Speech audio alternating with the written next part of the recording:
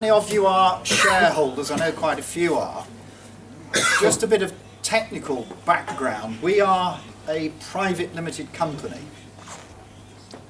Now, that means that we can't sell shares to the general public. We have, I think, not issued fresh shares for getting on for 30 years. And the value of the company now greatly exceeds the number of shares that were issued. We're undercapitalised. So the members, the shareholders at the general meeting, have voted to allow the board to allot, that is, to sell, a further 200,000 shares in the football club. Now, these shares will have a nominal value of 50 pence, but they will be sold for £1 each. Now, the pound was the price that the members at the general meeting wanted the shares to be sold at. And the reason is that there is a condition attached to the resolution which allows us to sell the shares, and that is that all money raised from the sale of the shares will be spent on ground and infrastructure improvements. This football club is a long way from where it ought to be in all sorts of different ways. And one of those ways is, of course, the facilities we offer the supporters.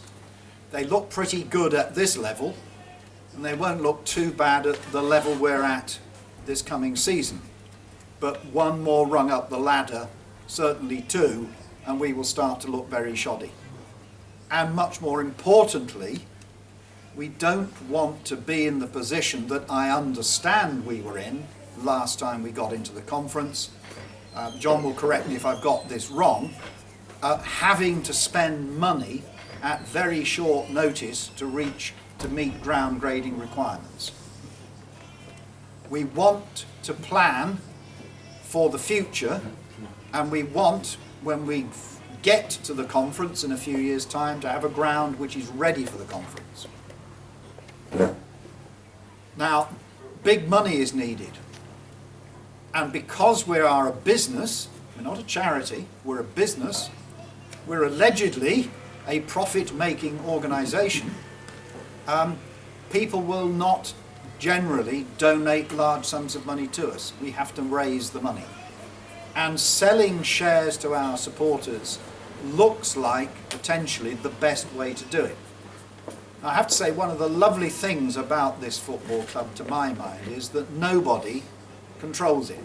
There is not one person or a small group of people who own the football club. It's owned by the shareholders, of whom there are something like 400, would you believe? Although many have only got very, very small shareholdings. So, being a private company, coming back to where I started, the shares can only be sold to existing shareholders or employees or members of their families. That's a slightly truncated explanation of the definition, but it'll do.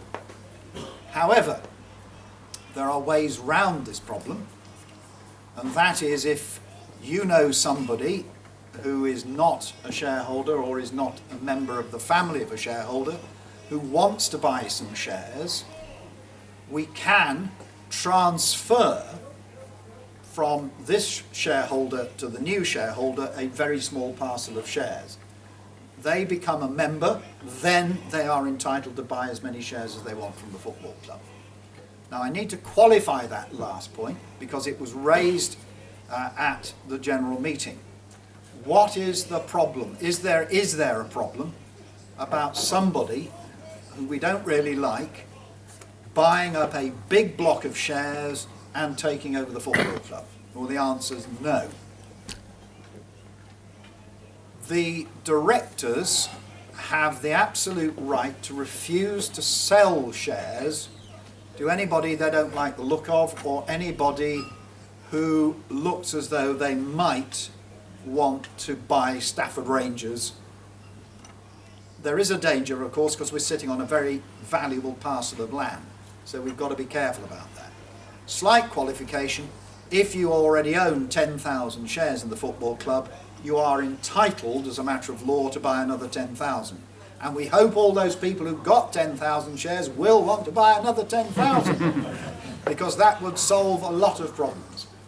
But we do ultimately have the ability to stop people who we think have got the wrong attitude to this football club from taking out a significant shareholding. Now, here is an incentive to buy shares if ever I heard one. Mr. Montgomery, our esteemed treasurer, has offered to bare his buttocks in the window of Woolworths if we sell all the shares by the end of next season. So buy shares in Stafford Rangers! Are you sure? Well, he claims he's safe because Woolworths doesn't exist, but I think we'll open it specially for the occasion. Thank you.